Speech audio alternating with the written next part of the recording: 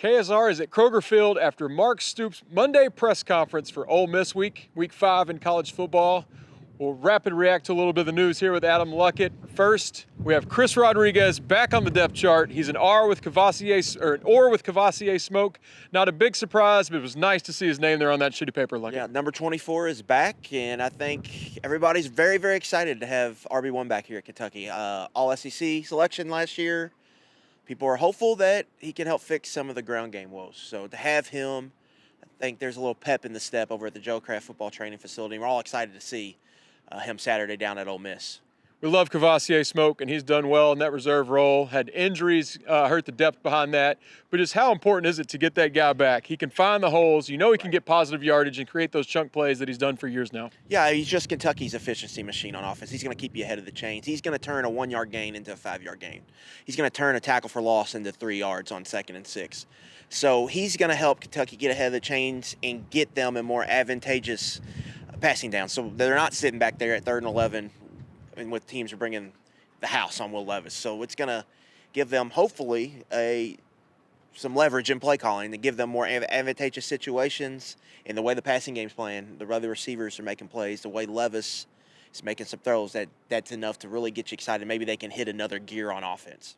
Some not so good news on that same depth chart. On the other side of the ball, I think there was some optimism J.J. Weaver would make a miraculous comeback after it looked like his arm snapped in half 2 weeks ago. Yeah. But he wasn't listed, and Stoops said today it's not looking good for Weaver. What does that mean for the defense, Luckett? I think NFL injury report terms, it would be doubtful, right?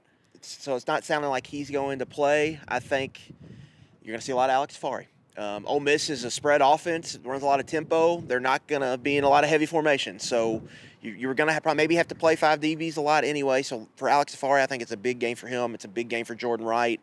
You're going to need Jordan Wright on the field as much as possible to kind of be your playmaker there at outside linebacker and set the edge in the run game. So not at full strength. You wanted Weaver in there because he's one of the better playmakers on the defense, specifically in the front 7. But it might have been a situation where, you might not have been able to play Weaver and Wright a ton together here against Ole Miss because of how they play offense. So a big loss, but it's kind of expected. I mean, that was a pretty gruesome elbow injury.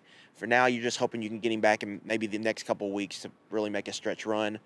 But it's a matchup where it's not going to be – you're not going to play football in a phone booth against Ole Miss. They're going to spread you out, and it's a situation maybe where you would kind of have to play one of Wright and Weaver, and now you're asking a lot of Jordan Wright. He's going to need to play a lot of snaps on Saturday. That defense might be extra motivated because Stoops was kind of critical of them. I mean, they pitched a shutout a couple weeks ago, and it's been all positive for the defense. Some critiques of the offense, but today Stoops said they were undisciplined against Northern Illinois, especially on that first drive, an 11-play drive, gave up 75 yards and a touchdown, sucked the life out of Kroger Field there. What about Stoops calling them out? We haven't heard much of that this year. Not only uncharacteristic was thrown out a couple times. Because, to start the game defensively, we were starting to settle in. Got the turnover at the end of the first half. Uncharacteristic of us playing the middle 8 so poorly.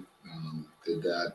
Well, actually, just the end of the first half. And that was not good. And then the end of the game, same thing. I think they got a hold of the rat poison a little bit there in the defensive meeting room.